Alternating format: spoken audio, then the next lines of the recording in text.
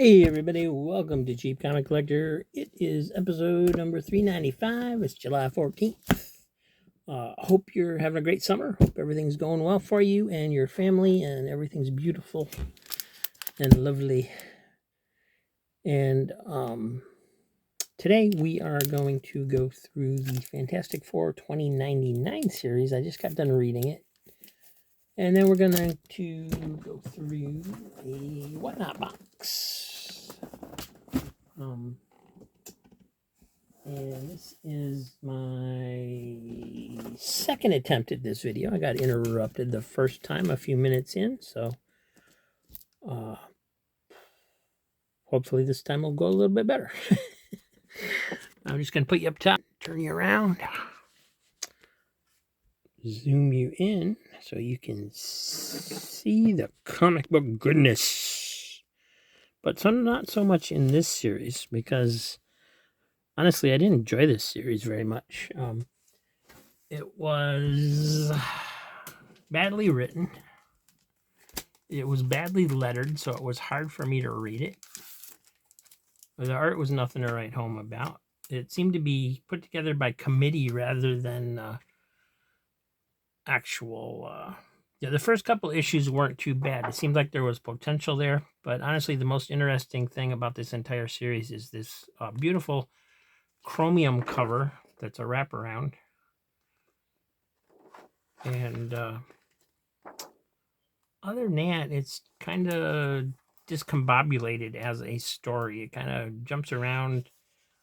Maybe if I was more familiar with the 2099 universe, I'd have a little better of idea of what was going on. I do know some of it. You know, when 2099 first came out, I did collect the first several issues of most of those series. But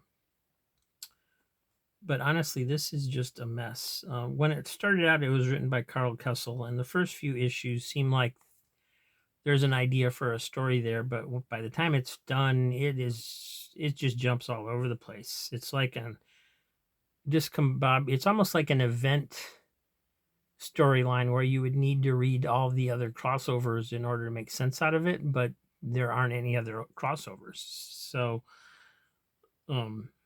yeah, it was written by Carl Kessel.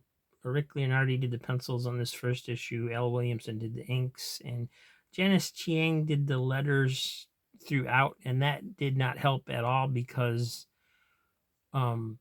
they didn't put enough space between the lines in the word balloons, and so it's hard for me to read. I mean, my eyesight isn't the best anymore, but I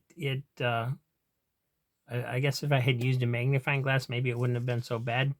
And this first issue is not as bad as some of the later ones, but the whole project just seems really rushed. Like, oh, we have to get this done. We have to boost sales on the 2099 line. And it just feels like they threw something together to get it published, honestly. There's not a good story here. But it starts off with Fantastic Four coming out of the negative zone into 2099. And there's this girl that comes out with them, and so they become associated somewhat. And it sets up several like storylines. It looks like it could have been an interesting series, and then it just isn't. They don't follow through on hardly anything that's in here. The first issue also contains this X Nation 2099 preview.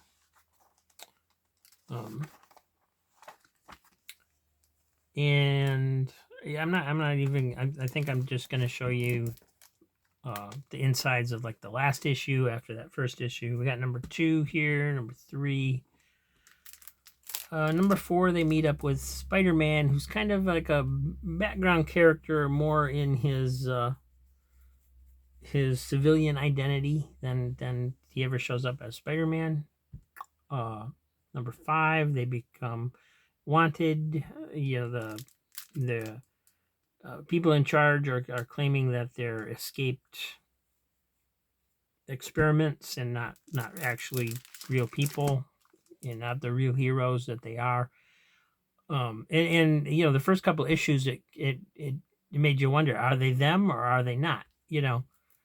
But then they just played it off as the series progressed that it was them. So number 6, and somewhere in here, Doctor Strange also shows up, and then the girl that came out of the negative zone with them, for some reason, she has a thing for Mr. Fantastic, tries to kill the invisible woman, and apparently everybody's okay with that. It's never fully explained. But Doctor Strange shows up, and she's actually like this time frame Sorcerer Supreme or something. And then by the end of the series 7 and 8, they're fighting Atuma, who is somehow yet alive. Doctor Doom is somehow yet alive. Fantastic Four is there. Doctor Strange is there. I would have been more interested in a new Fantastic Four for 2099, I believe, but whatever. And but it's very discombobulated. Here's the last issue, and I'm not sure when the writing changed. The writers changed, but in this last issue, it is Ben Rabb and Terry Kavanagh is doing the story, with Ben Rabb doing the script. Pasquale Ferry did the penciling. Art Thibert and Mendoza did the inks, and Janice Chiang did the lettering. But you can see how, if you take a look at this, you can see how this is all just kind of runs together and squished together, and it's hard to read it. Physically hard to read it and follow what's going on. You have to concentrate on it to read it. And art, I guess, is not terrible for the 90s. It's passable. I don't know. I just wasn't impressed by anything about this series other than that first gimmick cover. And then it doesn't even really conclude. They do save the planet with Doctor Doom's help. And then they basically blast into space, and it's supposed to be continued in 2099, the world of tomorrow. I don't know if it is or not. This did a lot towards killing my interest in the whole 2099 series. Quite honestly.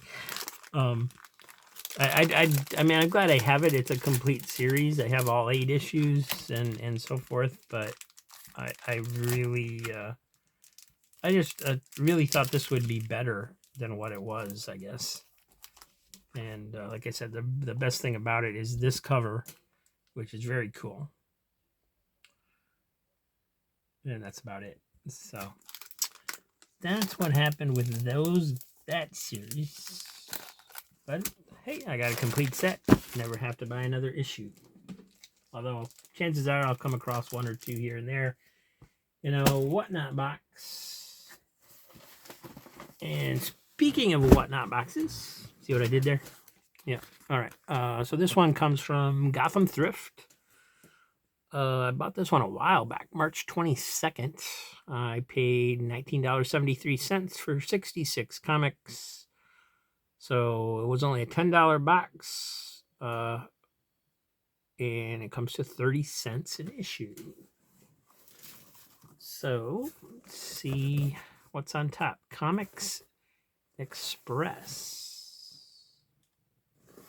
I have never heard of Comics Express. Looks like there's a couple of issues here. And this is volume 2, number 12. This is volume 2, number 24. Published by Comics Interview, it looks like. And it looks like it's just probably strip reprints. Yeah. Published in 1990. Strips are copyrighted in 1990, so they were pretty recent ones. Doesn't say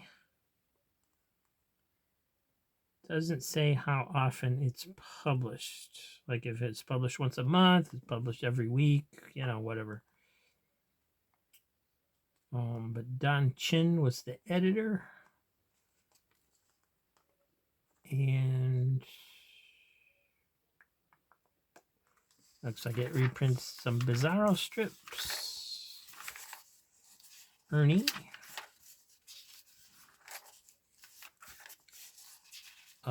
Quigmans, which I haven't heard of that strip. Pogo. That's cool. At least they had at least one classic strip in there. The New Breed.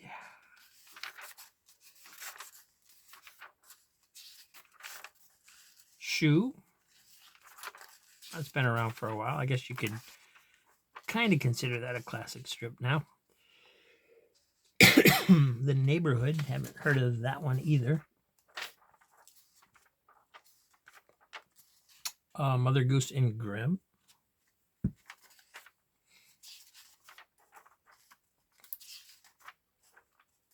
Outland. Bad Habits. There were more pages of Outland there. I just flipped a couple of pages ahead. And that's it. Haven't heard of Bad Habits either. So, yeah, basically just a magazine that reprints strips. And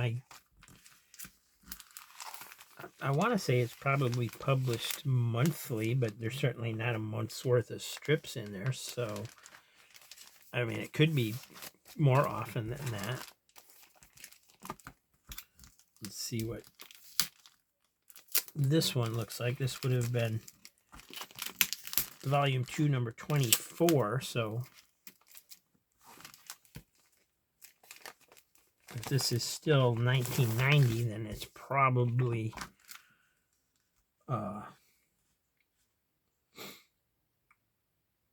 published more than once a month. This is 1991, so it's hard to say.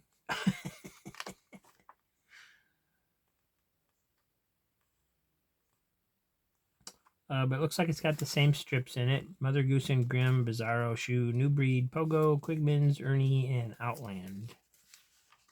So I think that's most of the same ones. And then it says, that's not all of them though, right? There was The Neighborhood and Bad Habits. And those are listed on the cover, but not listed in the contents. So what's going on? The New Breed, Pogo, Quigmans, Ernie, and Outland. Okay, so false advertising. These, they probably just used the same trade dress without changing it. But some of these strips are not in this issue. So,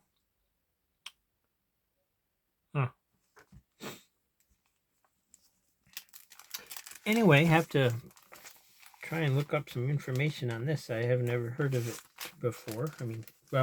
I guess I have, because I would have seen these when I went through the box to count them back in March, but I had forgotten completely about them.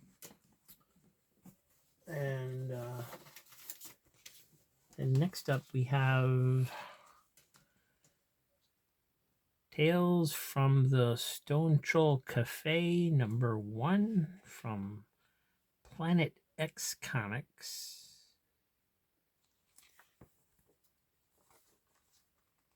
Story and art by Tony Basilicato, and airbrush by Ian Tetrot.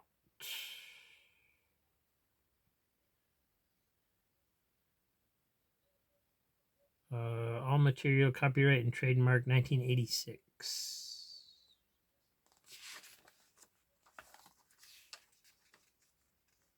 All right, so it looks like a traveler discovers this bar and gets told a story or something.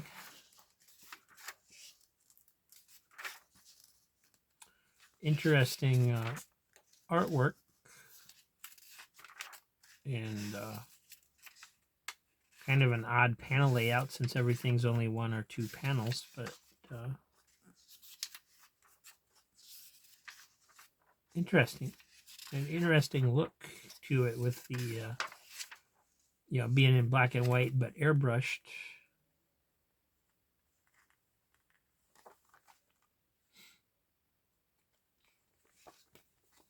That looks kind of cool. And we have Team 1 Stormwatch from Image.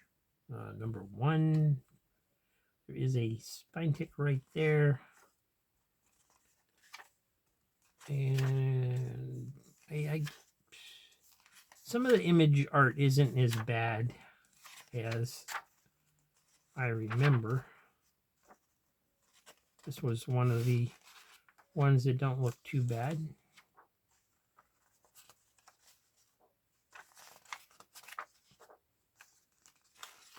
A lot of ads in the back. And here we have something from Epic's Heavy Hitters line. This is Warman, part 1 of 2. I haven't heard of this either.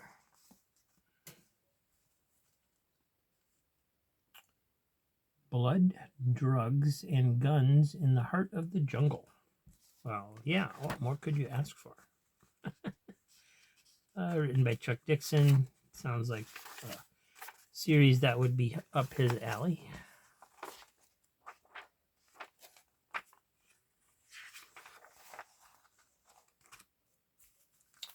Guns and money, there's no sin in either one of them. They can be used for good or bad if you believe in those things, but they can only be as good or bad as the man who holds them. All right. This is just going to throw this bag and board away as it looks like it's got it had a bug nesting in it at some point.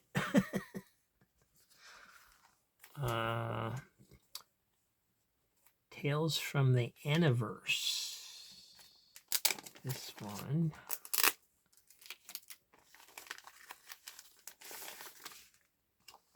Number 5 from Arrow Comics.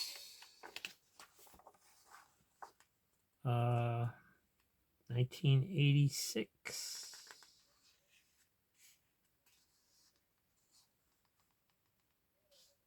And I don't think I ever heard of Arrow Comics, though.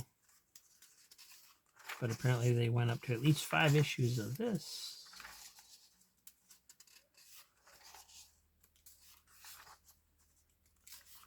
And I guess it's basically what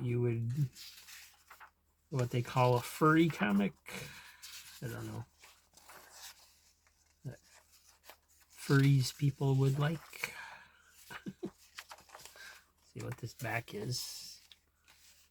Those ever-loving, tired and true, stuck like glue, bureaucracy blues.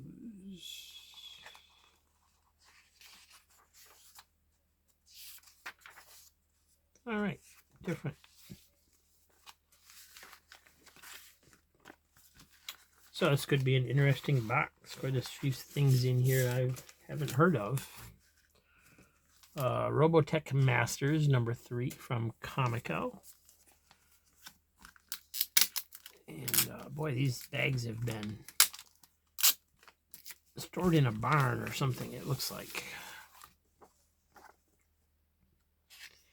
Robotech Masters, as seen on TV.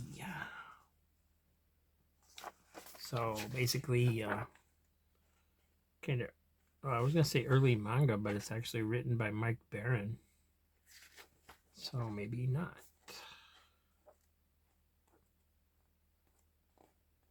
Guess it's just a comic based on the animated series.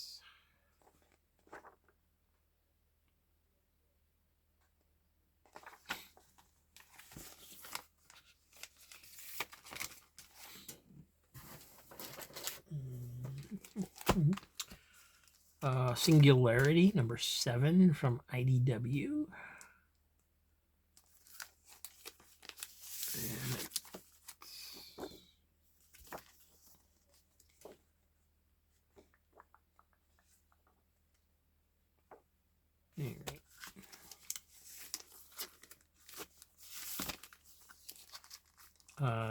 Damnation #3 from Dark Horse. Cloak and Dagger #7. A shark cover. And I don't believe I've ever seen this particular issue before. Bill Matlow and Mark Silvestri and Terry Austin doing the creative chores.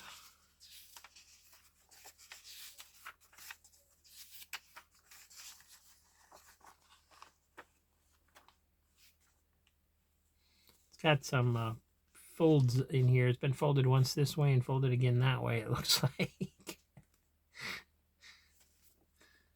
But other than that, not too bad a shape. Identity Disc #2 from Marvel. Let's see, if I remember right, there was some kind of disc out there with secret identities of a bunch of people, and so various people wanted it. Something like that is what was going on there. Starman 22, 24. Tales of the Sunrunners #1 from Sirius Comics.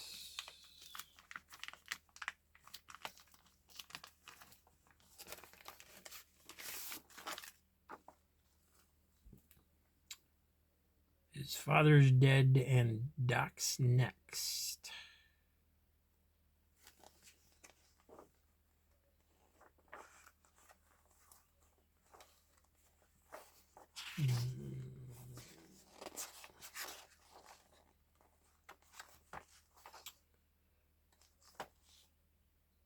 And you might be thinking, Rob, those are elephants. Aren't you going to do elephant jokes? And of course I am. Why did the elephant lie in the road with his feet in the air? He wanted to trip the birds. What grades on the inside and clear on the outside? An elephant in a plastic bag. What's as big as an elephant and doesn't weigh anything? An elephant's shadow. What did the grapes say when the elephant stepped on them? They didn't say anything. They just let out a little whine. All right, here we go. No more elephant jokes today, even if I do see another elephant. Oh, look, it's another elephant. So, Sunrunners #2. That's a pretty cool cover. Unfortunately, it's got some wear on the white areas.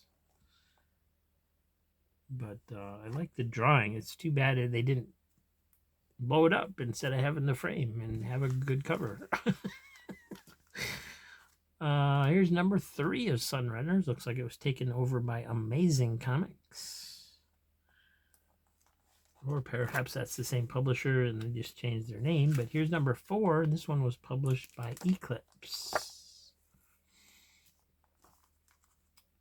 And this is, wait a second, this is #3.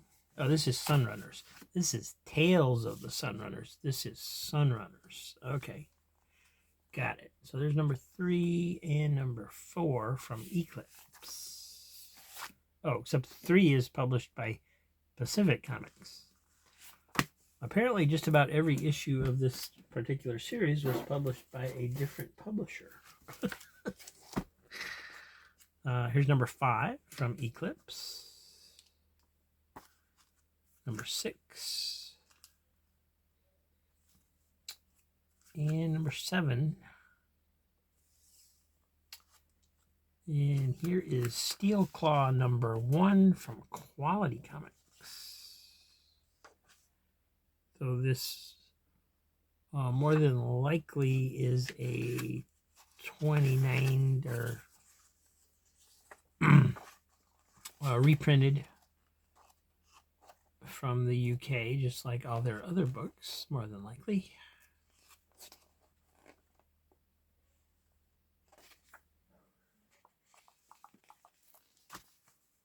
And there's #2. Something called Clash from DC. This is #3. It's a prestige format, square bound, by Tom Veitch and Adam Kubert. Captain Atom, number 57. Cerebus, number... I don't know what number that is. It's got a 33 up here and an 8 down here.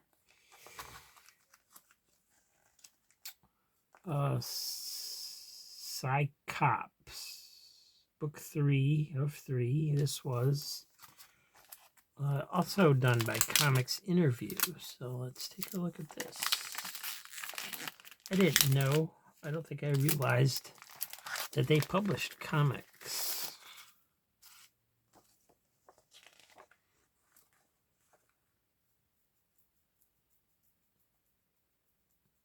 (1988). This is from.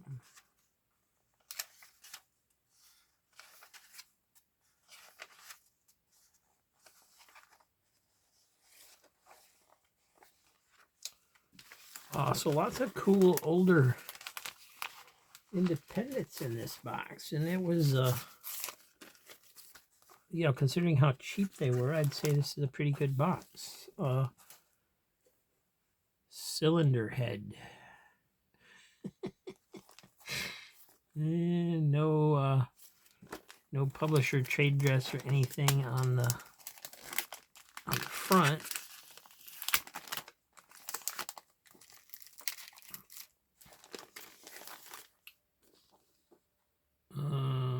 I guess it's looks like slave labor graphics. Yep. This is number 1, Cylinder Head from 1989.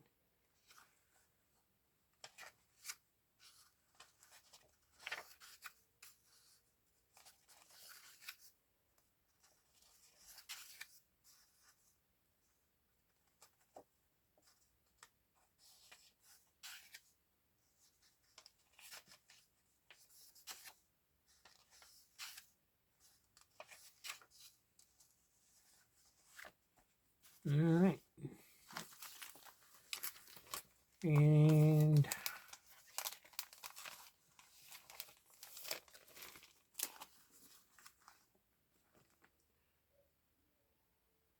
I can't quite read that. Something presents 86 Crusaders, number 2.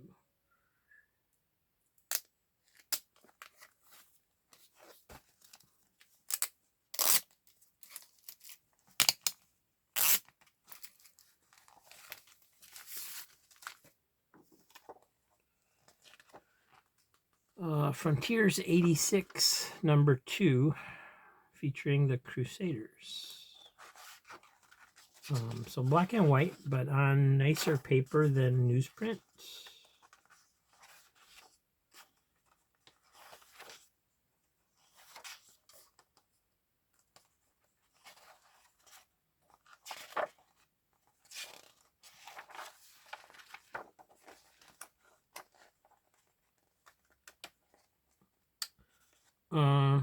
It's only got 20 story pages, so 24 pages. It's a little thin. 1986, published as often as humanly possible by William Bynum and Todd Willis, otherwise known as Frontiers, the comic book company. So basically a self-published comic, I guess. Interesting.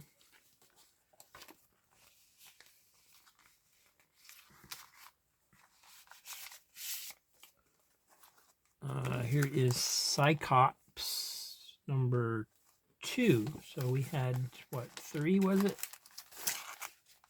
Yeah, so 2 and 3. And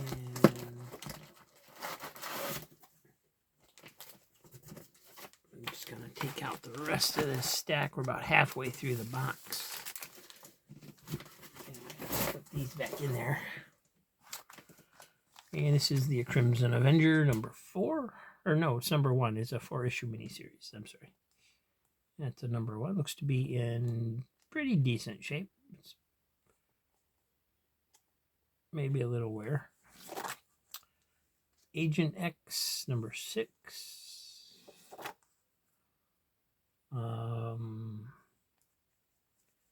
Crimson number 8,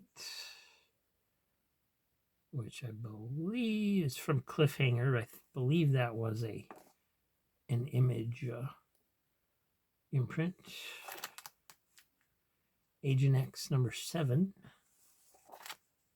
Agent X number 4. And The Adventures of Vital Man.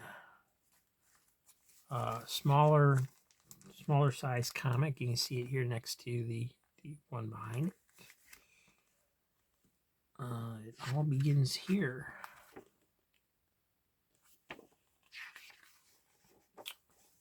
This is published by Cornerstone Design, 1991.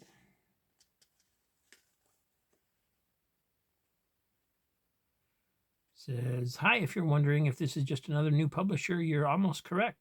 We do have 2 new comics on the market called Adventures of the Vital Man and Drifters. But last January, we also premiered the first known release of a much needed product to the open market known as Blue Line Comic Book Pages.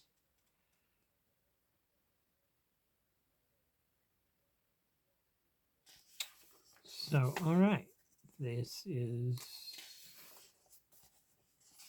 pretty good artwork in here for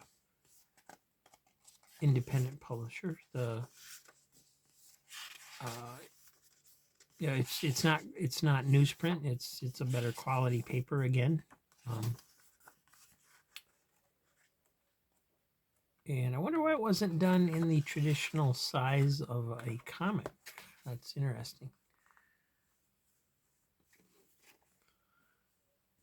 Here another issue of Crimson. This is number 7. Number 5. Appears to be some kind of vampire type story. Vintage Magnus Robot Fighter, number 3. So what does that mean? It reprints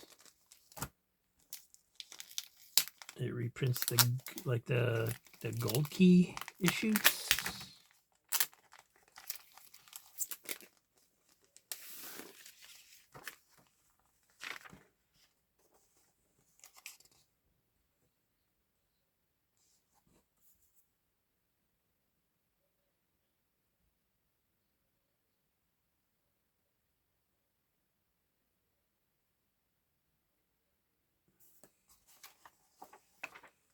Number 3, I'm not sure. It looks like it might. I wasn't aware that they did that, but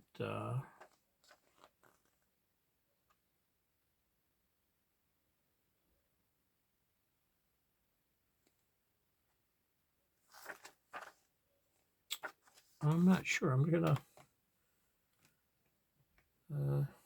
pull up my laptop here and take a look at that real quick just to see. Was not aware that there was a vintage Magnus title.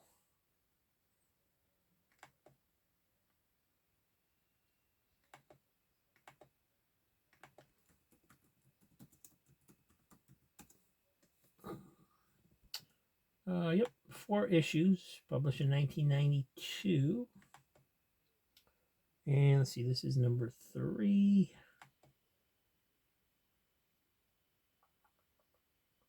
Got a new cover by Tom Ryder and Alan Weiss.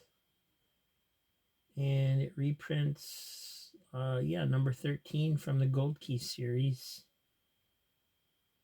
And then the robot gallery of sketches in the back is actually a reprint from Gold Key as well. This is from issue 10.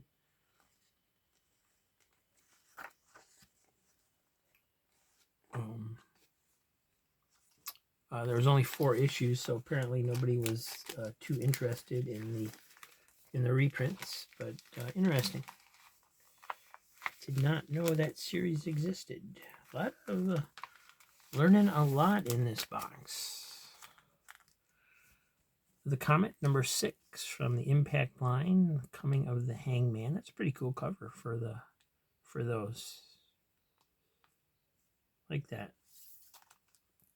There's number 7. Warheads number 2 from Marvel UK.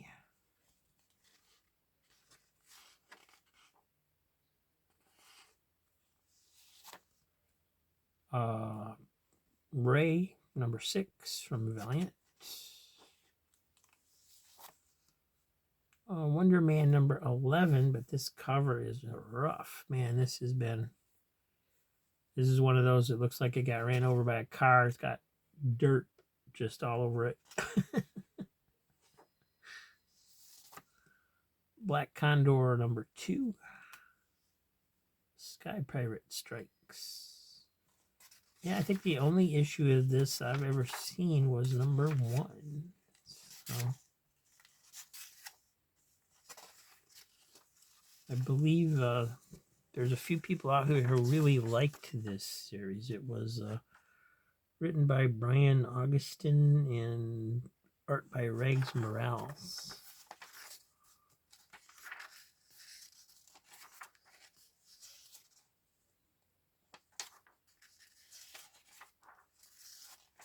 Looks like a fun series. I do remember getting the first issue when it first came out, I believe, and I think I liked it. But I don't remember anything after that. The Dead Crew, number 1. This is black and white by Fathom Press, 1992. So, independent publishers.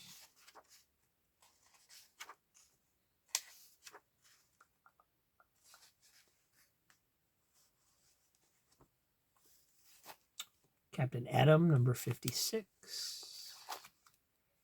And Captain Confederacy, number 3 from the Epic series. And Cerebus, number 150. And Cerebus High Society, number 24 is what I'm going to go with. I don't know why it shows this as number 49. Maybe the High Society was reprints.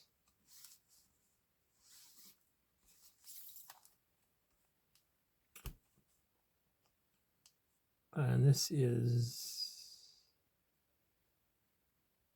I can't even read that. I don't know what it says. Cerebus something in state. Church and state. Okay. Wow. Yeah, I don't know. Just random Cerebus issues, I'm going to say. This is number 128.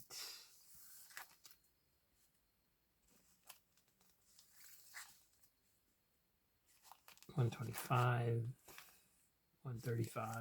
So some Cerebus issues. Critical Mass, a Shadowline Saga, book 1 of 7 from Epic Comics. Looks like it's got Mike Mignola on the cover.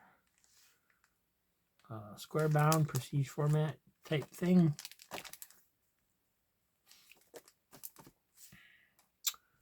Legend of the Shield, number 1 from the Impact line. And Jaguar, number 5. And from Innovation, we have Legends of the Stargazers, number 5.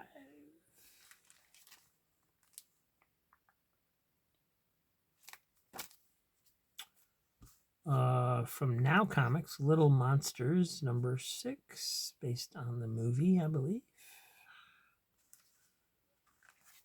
And it's number 6 of 6, so this would have been the last issue. Dreadstar and Company, number 4. From Comico, Justice Machine, number 19. There's a back cover. And number 20. This one wraps around. And Summer Spectacular number 1.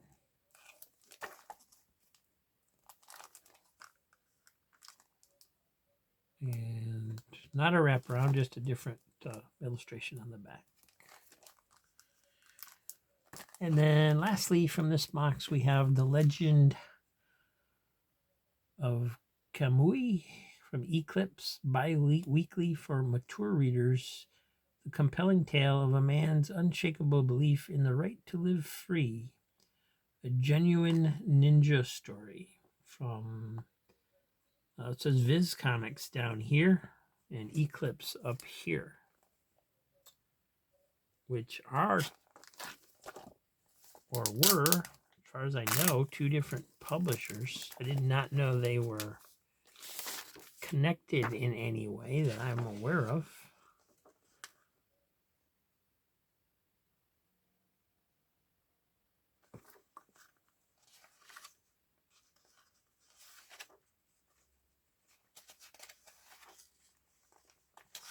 Well, not much for words, but some great sketches in here.